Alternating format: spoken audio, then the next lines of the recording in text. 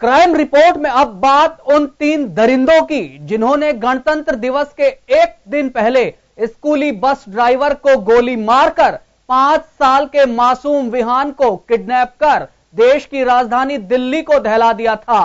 Delhi police ने आरोपियों के मंसूबों को नाकाम करते हुए यूपी के साहिबाबाद के एक फ्लैट में एनकाउंटर के बाद विहान को आजाद करवाया, जिसमें किडनैपर रवि मारा गया जबकि पंकज के पैर में गोली लगी है। सबसे पहले पुलिस के हत्थे चढ़ा तीसरा किडनैपर नितिन सलाखों के पीछे पहुंच गया है।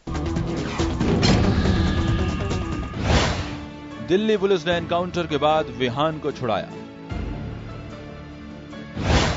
25 जनवरी को दिल्ली के दिलशान गार्डन से हुआ था अगवा। स्कूली बस चालक को गोली मार बच्चे को किया गया था अगवा।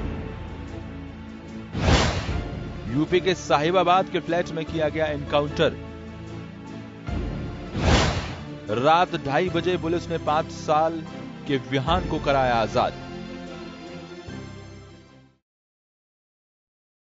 गणतंत्र दिवस के एक दिन पहले स्कूल जाते वक्त 3 किडनैपर स्कूली बस ड्राइवर को गोली मारकर पहली क्लास में पढ़ने वाले 5 साल के विहान को किडनैप कर ले गए थे। 12 दिन की जांच और एक बदमाश के पकड़े जाने से पुलिस ने विहान को सकुशल बरामद कर लिया। बदमाशों ने बच्चे को यूपी के साहिबाबाद इलाके के मल्टी स्टोरी फ्लैट में छिपा कर रखा था, जहां पुलिस ने एनकाउंटर कर विहान को छुड़ाया, जिसमें दिल्ली पुलिस के इंस्पेक्टर विनय त्यागी को भी 2 गोलियां लगी, लेकिन उन्होंने बुलेट प्रूफ जैकेट पहनी हुई थी। मरने वाले का किडनैपर का नाम रवि है जबकि घायल का नाम पंकज। तीसरे साथी नितिन को पहले ही गिरफ्तार कर लिया गया था और उससे मिली जानकारी के आधार पर ही पुलिस बच्चे तक पहुंची। किडनैपिंग के बाद आरोपियों ने विहान के पिता से फिरौती की मांग की थी। हाँ सर, बच्चा मिल गया सर बच्चा। सर ये जो कुछ हुआ इन्हीं की बदौलत हुआ है सर। नहीं मैम, मेरी नॉलेज में नहीं है। पहली कॉल कब आई थी और क्या कुछ कहा था, क्या कुछ बात हुई थी, किसके पास आई थी? सर पहली कॉल 27 तारीख की रात को मेरे पे आई थी। अच्छा, क्या बात किसने की और क्या कहा? वो एक लेडी की आवाज में थी। अब वो जेंट्स था या वो प्रॉपर लेडीज थी इस बारे में मैं नहीं कह सकता, पर वो लेडीज की आवाज में ही था। क्या कहा? वो ये कह रही थी कि आप अपने बच्चे को अगर लेना चाहते हो तो मुझे पैसे देंगे। टेक्निकल के साथ ट्रेडिशनल और मैनुअल सर्विलांस भी आया काम। क्राइम ब्रांच ने केस को खोलने में झोंकी पूरी ताकत।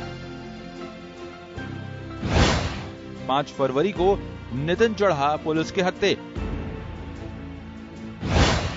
नितिन ने बताए दोनों आरोपियों के नाम और बच्चे की लोकेशन।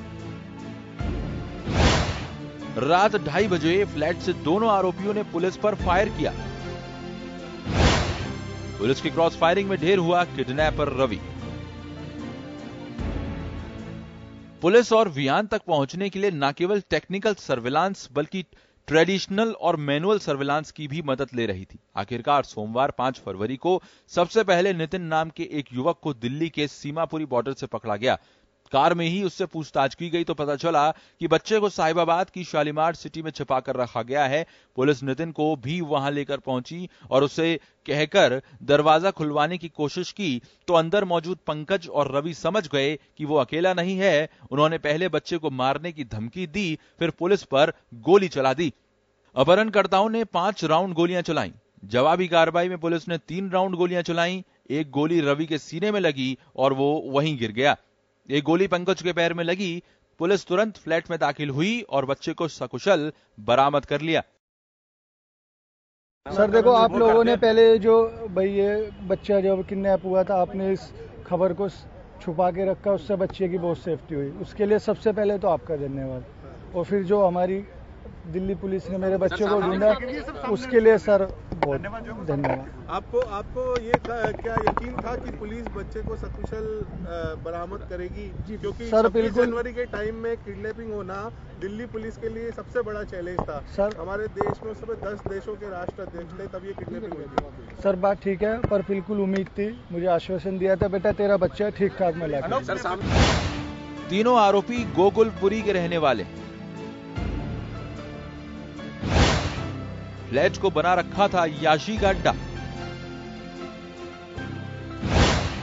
इलेक्ट्रॉनिक सर्विलांस के एक्सपर्ट थे किडनैपर। महिला की आवाज में करता था किडनैपर फोन, लेकिन क्राइम ब्रांच ने फेरा किडनैपरों के मंसूबों पर पानी। पुलिस का शुक्रिया अदा करते नहीं थक रहे वियान के माता पिता। पुलिस की पड़ताल में सामने आया कि रवि, नितिन और पंकज तीनों किडनैपर गोकुलपुरी इलाके के रहने वाले हैं। जिस फ्लैट में एनकाउंटर हुआ उसे तीनों अपहरणकर्ता ने 11 महीने से याशी का अड्डा बना रखा था। तीनों किडनैपर इलेक्ट्रॉनिक सर्विलांस के बारे में काफी कुछ जानते थे, इसलिए पुलिस को उन्हें पकड़ने में इतने दिन लगे। इतना ही नहीं, किडनैपर पंकज महिला की आवाज में फोन कर पुलिस को लगातार चकमा दे रहा था। लेकिन अपराधी कितना भी शातिर क्यों ना हो, कानून के हाथों से नहीं बच सकता। इस मामले में भी ऐसा ही हुआ। लिहाजा वियान के माता पिता को उनकी खोई हुई जिंदगी दोबारा मिल पाई, जिसके बाद उनकी आंखों से खुशी के आंसू रोके नहीं रुक पा रहे। ब्यूरो रिपोर्ट, जन टीवी न्यूज।